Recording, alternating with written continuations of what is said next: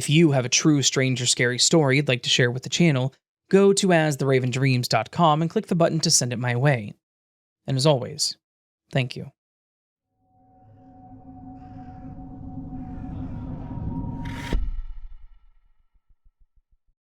Working in retail and food establishments really teaches you how many people have absolutely no concept of what closing time means. But there was one customer that I will never forget who took it to a whole new level. I worked at a pretty popular coffee shop in the northern US area. It wasn't a chain place like the Green Mermaid, but if you lived up here, you knew the place, and many even preferred it. Most days we closed at 9 p.m. sharp. Anyone who's worked in food service knows that closing time isn't actually when you get to leave, though. You have to shut everything down, clean, restock, close out the register, and a million other small tasks that take an hour after closing.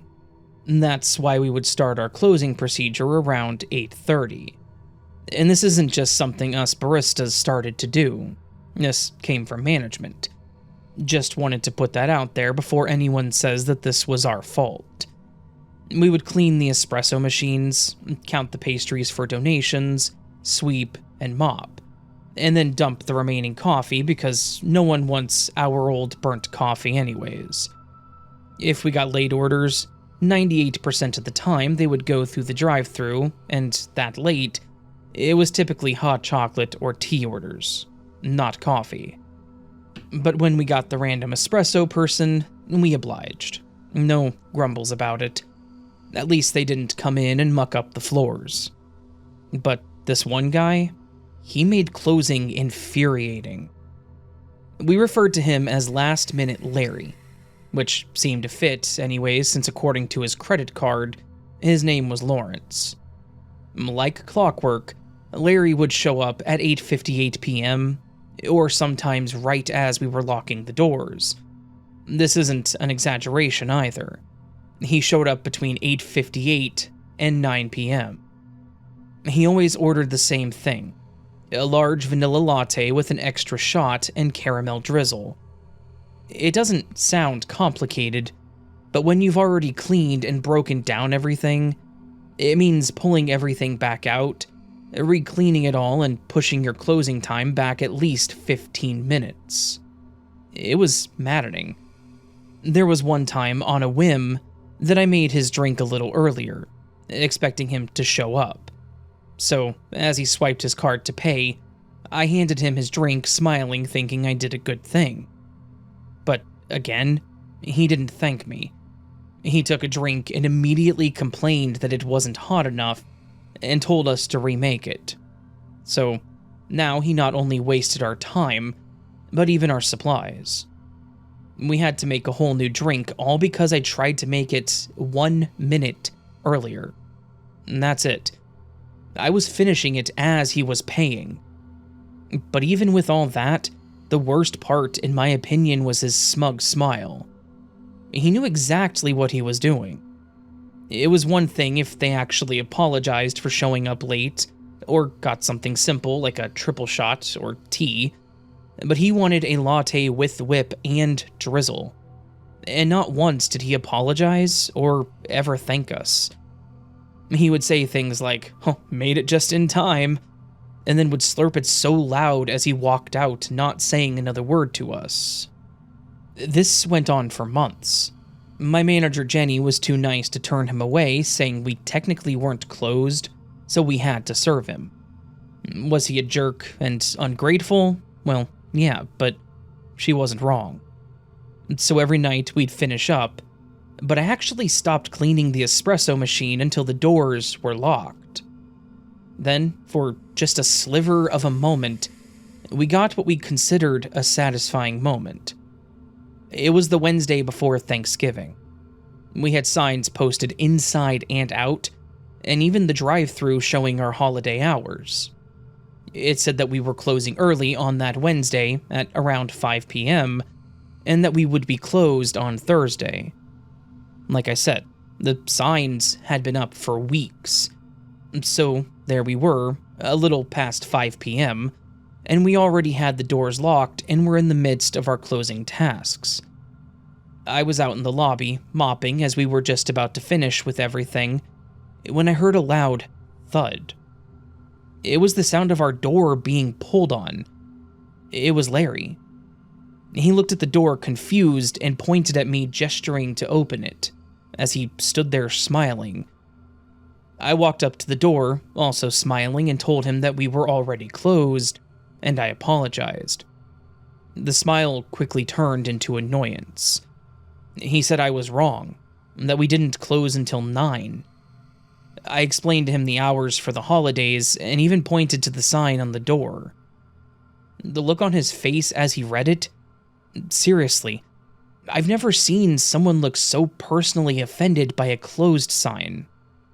I guess he thought he was a special circumstance because he still demanded a manager, as he stood on the other side of the door. So I went and got Jenny and explained to her what was going on. I followed Jenny back to the front and listened to the conversation as I finished mopping. He was yelling so loud that I could hear him by the counter, which is as far back from the door as you could be without going into the back of the store. He kept saying how it wasn't fair, that he was a paying customer and demanded his coffee. Then, he made it sound like we needed him. We needed his $4.12 that he gave us every night. And then he started threatening to go to a different coffee shop. Thankfully, Jenny stood her ground. She said we closed at 5. It's been posted, and he was way past 5. It wasn't like his normal where he came in 2 minutes till closing. So, she refused to serve him. She even apologized that he didn't see the signs and offered to give him $2 off if he came in on Friday, but he declined. She tried to end the conversation there because there was no point in continuing with it. She told him to have a better night. He called her some colorful names, kicked the door, and then walked back to his truck. Jenny was standing in the middle of the store and was moving the tables back, as I had already mopped that section. We started talking about what just happened, but he still sat in his truck right in front of the door. It was kind of intimidating.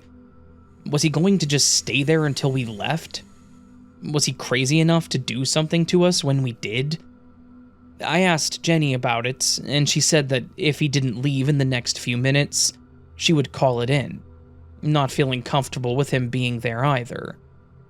Then, as I finished mopping with her following behind, adjusting the chairs and tables, Larry started revving his truck. I was beginning to feel a bit nervous about the whole thing, and told Jenny that she should probably call someone. She nodded in agreement, and as she started talking, there was a loud crash, and glass came flying at us. I immediately ducked, not knowing what was happening. After a couple seconds, I stood up and looked around. Larry's crazy ass had driven right through our front door. He barely missed Jenny. He stopped maybe a foot before her. A table was the only thing wedged between her and the truck. We both stood frozen looking around the lobby when Larry got out, walked up to the counter, and in a calm voice asked for his normal latte. I wanted to scream at this man. I wanted to punch him and tell him to leave, but it was like my feet were attached to weights and my mouth was sewed shut. I just couldn't. Yet Jenny stood up, sighed, and just said, "Okay." She walked around to the other side of the counter and started firing up the espresso machine. She stopped and looked over at me, saying, "Hey, Kenneth, I already put the whip away. Could you go grab some? It should be in the fridge, by my paperwork." At first, I thought it was an odd request because we kept the whip in the fridge behind the counter, and the ones in the back were to be used when we ran out. But something in her eyes told me just to do it. And so with the weights finally off my feet, I headed to the back. I went to grab the whip from the fridge when it finally made sense to me. There was no paperwork by this fridge. At least, none she was working on. The only paperwork nearby was the printout that was posted on the wall about emergency situations and what to do. Was this her way at hinting to me to call the cops? Well, either way, I did just that. I called 911, told them the address, and mentioned there was a break-in, and then put the phone down to run and give her the whip, before Larry thought something was wrong. After I gave it to her, she thanked me, and we seemed to have a conversation with our eyes. She raised her eyebrows as she took it from me, and I nodded that it was all done. She told me to go get the broom and to start sweeping, so I went to the back and grabbed the phone again. The operator said there was already someone on the way. I grabbed the broom and dustpan and slowly tried to move around the tables again so I could sweep better when I saw headlights outside. The police quickly pulled up, without their lights on, and got out. Jenny tried to delay some, using the whip I brought her because it was frozen. But Larry seemed completely oblivious to everything. As Jenny finished the drink, the police had already entered and asked what was going on. Larry turned around, his coffee in hand, and he was back to smiling, telling the cops that he was getting his coffee. I immediately blurted out that he had driven his truck through the doors because we closed at 5. The cops nodded and immediately moved to arrest Larry, trying to put his hands behind his back. They asked him to put his coffee down, and they ended up having to pry it from him. Jenny and I watched from behind the counter again, as they struggled with Larry, all while he kept shouting how he just wanted his damn coffee. They finally got him into the cruiser and took down everything that happened. Thankfully, the owner even had cameras, but Larry didn't deny it.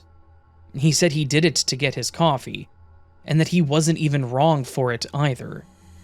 We were supposed to be closed at 5 p.m., home around 6 or so, and get to enjoy a nice evening followed by a nice holiday.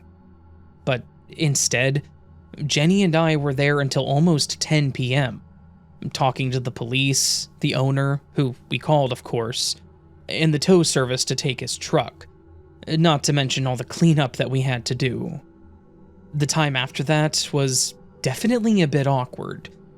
The owner decided to just keep it closed over the weekend until they could get either a permanent or better temp door and wall, because otherwise we would just have a gaping hole and we would be freezing the entire time. I heard the county actually charged Larry for destruction of property and reckless endangerment.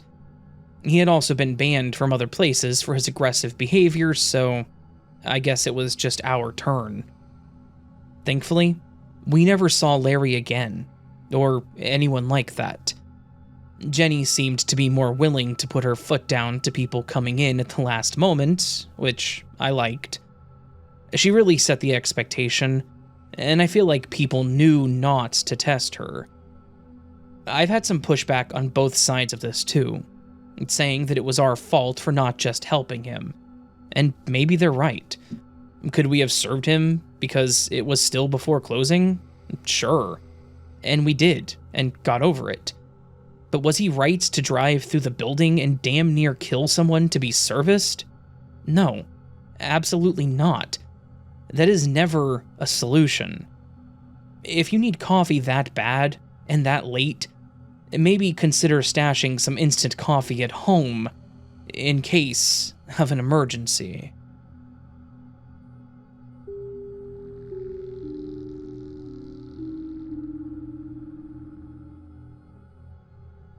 My girlfriend used to work for a coffee shop that wasn't a big corporate one.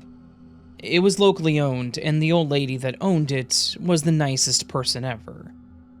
Since my girlfriend worked there, the owner told me that I could come in any time, and that it would be okay if I got up to a medium latte. No larges, though. She said I had to pay for a large one. I was in my early 20s and was a coffee addict already, so I loved this idea. Of course, since it was a small coffee shop, and I knew that she wasn't super wealthy or making tons of profit on it, I would usually order a large and just pay for it. unless it was a rough week financially, and then I would just get a small. Either way, I would sit in the lobby on my laptop doing various things for school, myself, or whatever. I often found myself working on freelance projects at night, so I would sit up there on my girlfriend's closing shift, and we would ride home together when she got off. It was kind of nice, and I do miss it, but that's not relevant to the story. There was one night when I was sitting up there finishing up a project near the back. I usually sat away from the busy area so I didn't take up too much space. The shop closed at midnight, and they actually did get a good number of people late at night. Mostly because they were the only cafe open that late in town. But I remember on that night, it was actually pretty dead. There were the occasional customers, just people coming in for their late night pick-me-up, or a muffin or whatever. But other than that, it was just myself, the two baristas behind the bar, and the coffee shop playlist playing on a free Pandora radio account, connected to a speaker system. At around 11:30ish, the front doorbell chimed, and I glanced up out of habit. There was a woman walking through the door wearing a long dark coat that was buttoned all the way up to her neck. Her hair was a very, very bleach white. I don't mean blonde, I mean it was white. But she didn't look like she was old enough to have white hair, if that makes sense. She looked like she was in her late 20s. She walked up to the counter, and the other barista, the one that wasn't my girlfriend, Ronnie, greeted her with his typical, "Hello, what can we get for you?" The woman didn't respond right away. She just sort of stared at the menu. This wasn't too uncommon. Some people can be really indecisive. She stared up at the board for several moments and then slowly shifted her head down to the pastry case. I could see the confusion on Ronnie's face, a bit of impatience as well. After several more seconds, Ronnie asked, "Do you have any questions?" She glanced up at him for a split second, like she was acknowledging what he said, but then immediately went back to looking at the case. She was tilting her head and analyzing everything, like she couldn't quite understand what she was looking at. My immediate thought was, this woman is tripping hard right now. But she seemed calm enough, so I really wasn't concerned. Ronnie, on the other hand, was looking kind of anxious about the whole thing, but she wasn't really acknowledging him, so there wasn't much he could do. After several minutes of her scanning the bakery treats, she finally made eye contact with Ronnie and said, "Do you have anything else?"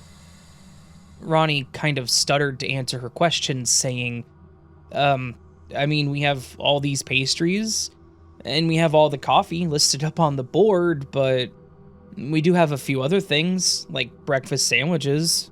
They just take a bit longer if you don't mind waiting." She then shifted her focus to Ronnie directly for several seconds, just standing there and staring at him. I could tell that he was getting freaked out. She then opened her mouth and said, "Okay, I'll come back when it's ready," then turned and walked out of the shop without actually ordering anything. Ronnie watched her walk out without saying anything, and then looked at me like, what the hell was that? I couldn't help but laugh a bit, and he asked, "Did she actually say what she wanted and I just missed it? Or did she just walk out without ordering anything?" I just laughed and said, "Yeah, that happened. I didn't hear her order anything." Ronnie chuckled and said okay, and then went back to cleaning the counter and the machines. It stayed quiet like that for about 25 or so more minutes, and then the doorbell went off again at 11:58, right before they closed. I looked back up to see who it was, again, just a force of habit with my ADHD issues, and lo and behold, it was the same woman. But this time, she wasn't alone. Behind her were two very large men, both of them looking very mean, Not to be a judgmental a-hole, but they looked very aggressive. Worse yet, I could see that they were both armed. Both of them had a firearm in their hands, and my first thought was, I'm about to die. Ronnie must have noticed this too, because I heard him give a bit of a yelp in the middle of his greeting. We both just sat there and stared at what was happening in front of us. The two men stood stone still at the front door, and the weird woman walked up to the counter and once again started studying the pastry case. Ronnie didn't step forward this time. I think he was thinking that we were about to die as well. That those guys were about to rob the place, and since they weren't covering their faces, they likely weren't going to leave any witnesses. But neither man moved. They just stood there blocking the door, and the woman was doing her thing. A couple of seconds pass, and then Ronnie asks, "I'm sorry, can I help you with anything?"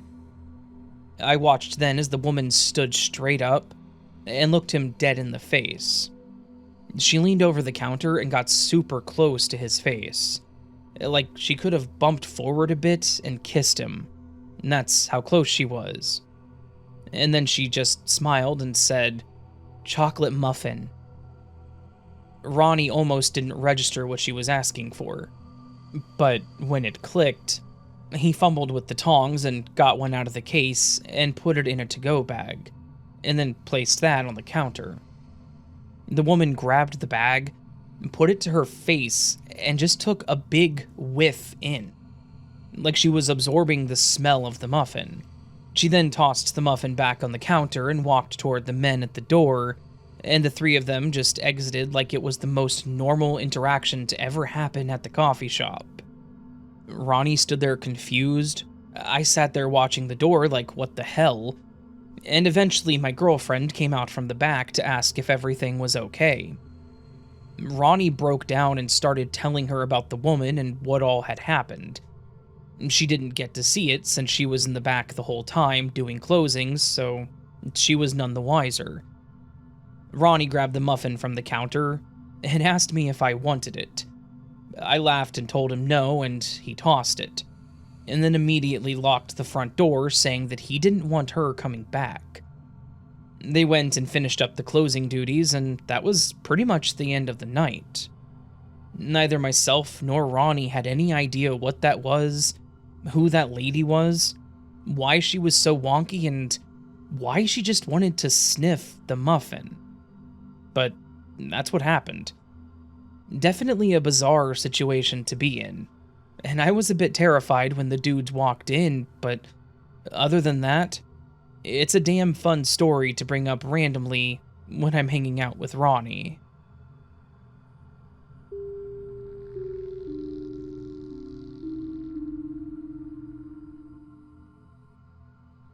I am a creature of habit.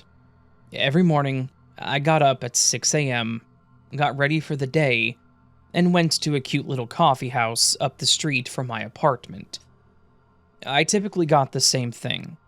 If it was cold, it was a chai latte or cappuccino. If it was hot, then it was an iced white mocha. I rarely did anything different, but the baristas knew me, and I suppose I was an easy and low-maintenance customer. I would leave there around 8:30 and then head to work, which always made my day start out great. I could enjoy my caffeine and do whatever I wanted uninterrupted. Until I had to go to work, that is. Depending on the day, I might read, or work on something for work, or even just browse my computer for whatever caught my eye that morning. It really was just my moment of peace before the day got started. However, I never knew having such a pattern could also cause problems. This happened a few years ago, in September. I live in the Northeast, and we were starting to get the cool autumn weather. I wasn't quite ready to switch over to a hot drink yet, so I was still enjoying my iced lattes at the time. One day, as I was waiting in line to order, there was another woman in front of me placing her order. She looked to be about my age. She had short, ashy brown hair. She was wearing what I would describe as someone starting in corporate or going to an interview. She had on slacks with a matching jacket and a light blue colored blouse underneath it. The jacket looked like it was probably 2 sizes too big for her, though. I only saw her from the back at first, but she mentioned how she had never been here before and didn't know what to get. I thought I would be nice and told her if she was looking for something different, then she should try their signature Cloud 9 latte, which tasted like toasted marshmallow. It was nice on those days when I wanted to branch out. When I suggested this, she turned to me and her face lit up. She thanked me and placed her order for a Cloud 9, and then I placed my order. I spoke with the barista, I'll call her Amy, before I went to my spot per my normal routine. Once I sat down, the suit lady walked over to me and thanked me for the suggestion. She said she was new in the city and that she had just moved here with her boyfriend due to a job offer that she got. I congratulated her and she asked me for some of the best places to go for groceries, restaurants, and places to avoid. It was something that I definitely wasn't expecting, but I gave her my best answers and she thanked me before leaving. Then I watched her put her coffee in a cup holder and put on a helmet and drive away on a scooter. I just remember thinking that she seemed like a really eccentric person.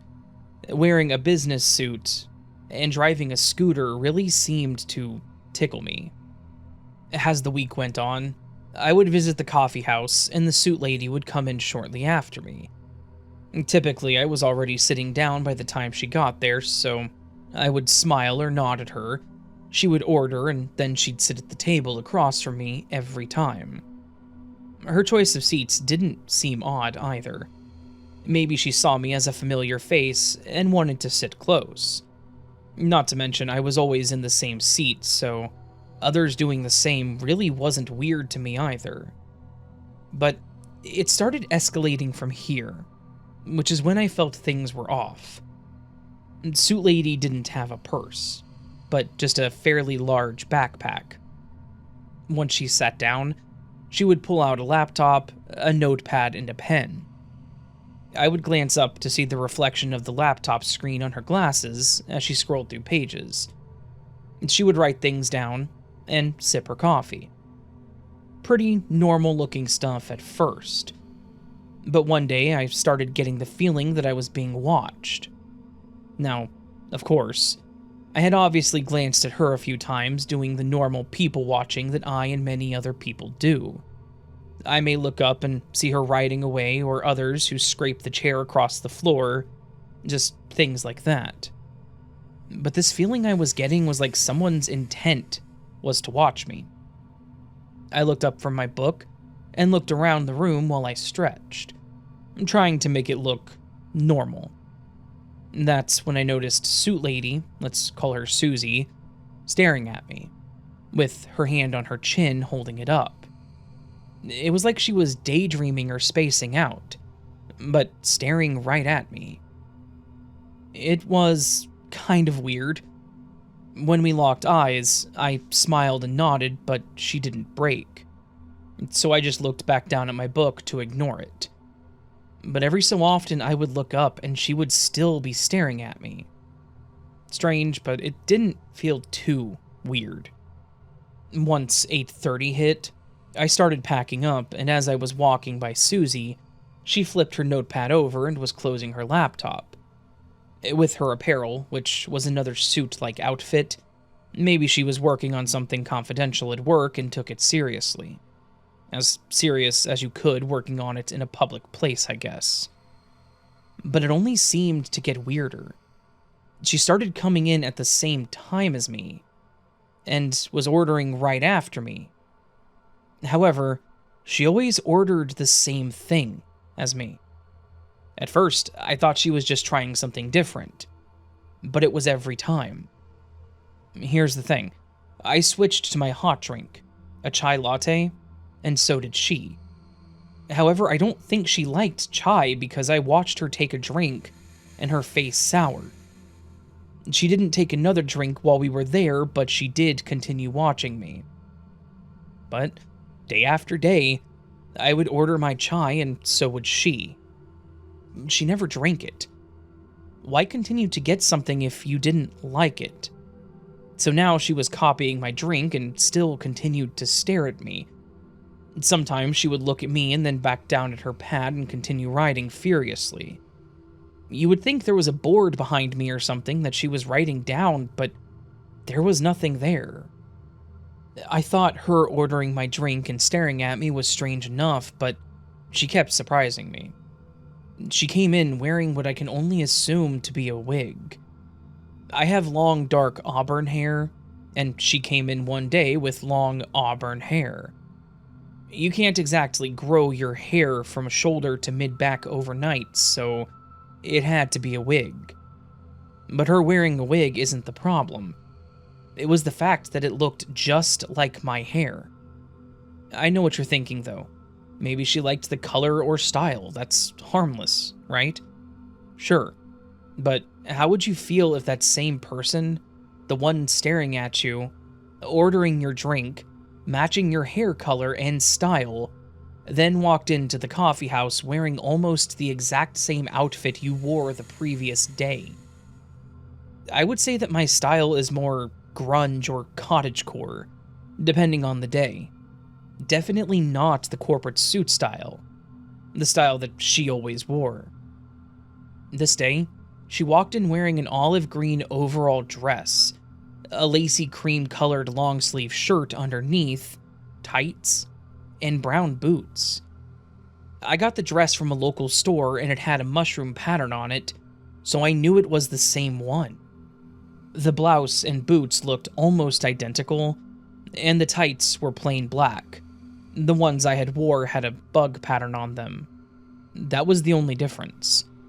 This was completely different from what she normally would wear. And I knew it wasn't just me because when I placed my order, Amy had that look on her face, with a raised eyebrow, telling me she noticed it too. It was definitely weird, but not creepy or alarming, I guess. But it only got worse. She tried to copy my every move. She would call the baristas by name like I did. She would walk over and add extra cinnamon to her drink that she still wouldn't drink. She would order a pastry when I did and take a bit of it at the exact same time. Why was this happening? Why me? She even showed up at the same time as me. Or at least was in the parking lot when I was pulling in. And she left at the same time. She never followed me after leaving, but I was constantly paranoid that she would. I don't know why she would, but it was still something I feared. At least, that was until one day, something happened with my alarm and it didn't go off. So, I ended up getting out later than I expected. That always threw my whole day off, so when I got to the coffee house, I saw Susie standing outside by her scooter with her helmet still on. She noticed me walking to the door and I saw her rip her helmet off and rush to the door, commenting how she had just got there too. Like it was a coincidence. She had obviously been there for a moment because I could see her in the parking lot from the intersection. Why lie about it?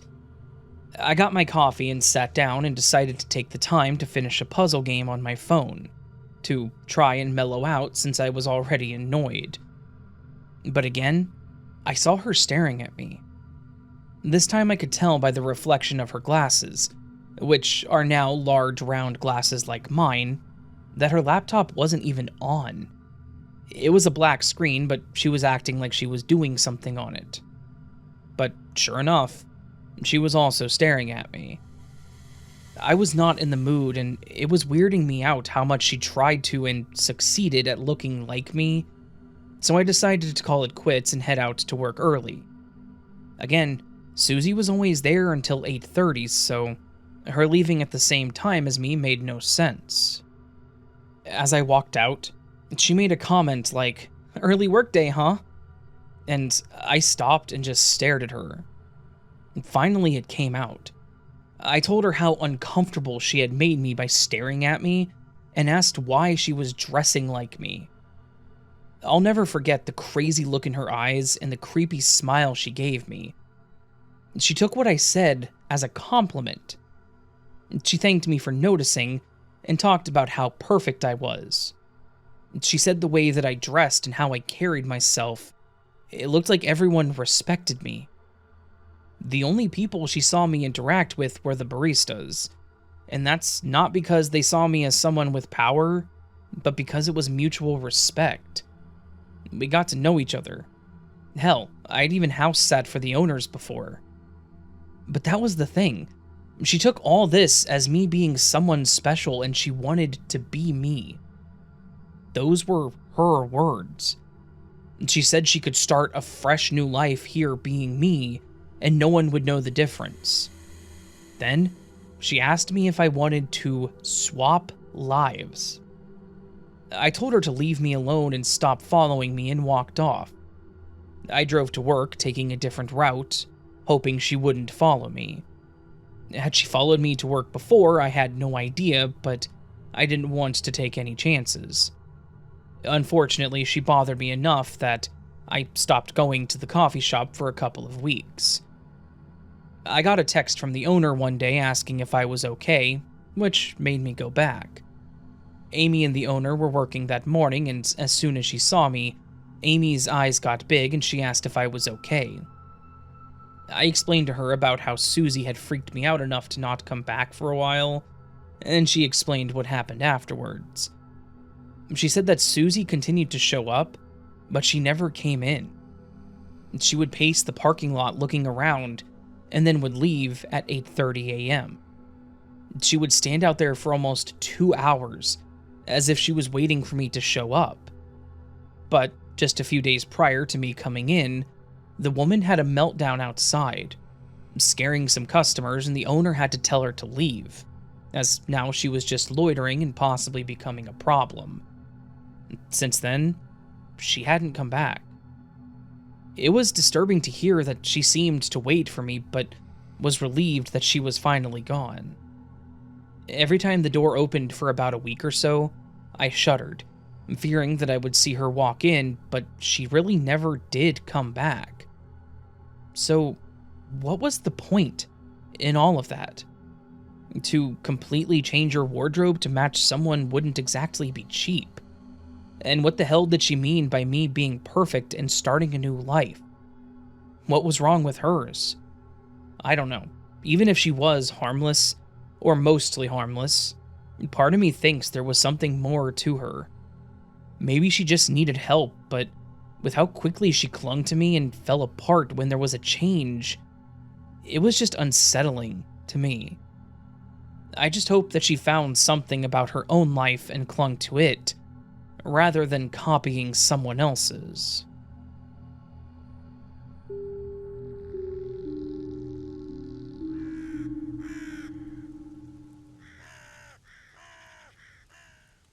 So that, my friends, was a collection of, the second collection of, to be exact, coffee shop stories. I did one of these last year, I think?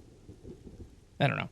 I don't get a lot of these stories. I don't see a lot of these stories. Coffee shops are kind of sacred places. The creeps stay away. Not always, but sometimes. It's not true. Sometimes they show up anyways, but for the most part, I feel like coffee shops are calm, relaxed kind of places because people are there to get caffeine, meaning they're probably tired. They don't want to deal with craziness. So they get coffee, they sit down, they leave, whatever. I don't know. I've never had issues at a coffee shop. I think the silliest, well, silly is a weird word to use in this context, even though the situation is silly. Situation that I experienced at a coffee shop was back whenever I used to sit at my local coffee shop every morning before work, which was a thing I did for 4 years, 3 years, somewhere in there. I would go up there before work and I would write back whenever I was writing a lot, trying to get my books published and such. The weirdest thing I ever saw was someone walk in, 2 people, and the guy ordered a drink, and then the lady was going to order, and the guy, like, interrupted her and tried to order a Diet Coke for her. and it was just weird. But it was like, they didn't have Diet Coke. And Eric, the manager at the time, was like, we don't sell Diet Coke or soda. And I remember the guy just being like, oh, you guys don't have Coke? I don't know. It was just weird to me because the situation was just like, no, they're a coffee shop. Starbucks doesn't sell Coke. This one was Scooters. Scooters doesn't sell Coca-Cola. They don't sell soda. Yeah. Anyways, that's my story. That's my anecdote for the day. Not a good one, but is what it is. Hopefully you all enjoyed the stories. If you did, please do hit that thumbs up button, the like button underneath the video. If you're new to the channel and enjoyed what you heard, consider subscribing. That helps tremendously. And if you're feeling ever so bold, you can go down below the video and leave me a comment. In fact, what I want you to do is in the comment section, leave a comment as if you're putting an order in at a coffee shop. You don't have to. This is just me being silly and saying, hey, let's do this for the fun of it. But if you do, that'd be cool. In fact, I'll start. I would like a large iced white mocha, sub oat milk, add peppermint, and make it half calf, please. Thank you. I'll be waiting for that from you. Over here in the corner. Anyways, friends, hope you're having a beautiful day. I forgot to say a few things, didn't I? Oh, yeah. Sign up for coffee, or get the posters on the coffee link down below. That's funny, it's a coffee shop. Sign up for Patreon and memberships, get early access, listen elsewhere, such as Spotify, Amazon, etc., etc. There you go, said it all. Whatever. It's so arbitrary, my outros. Hope you're having a beautiful day. Hope I see you again here very soon. Hope you have a great weekend. Yeah. Hope you remember that you are loved, and that you are valid, and that you are important. You are the best you that you can be. Do not forget it, and don't let anyone tell you otherwise. And of course, until next time, my friends, much love, and sleep well.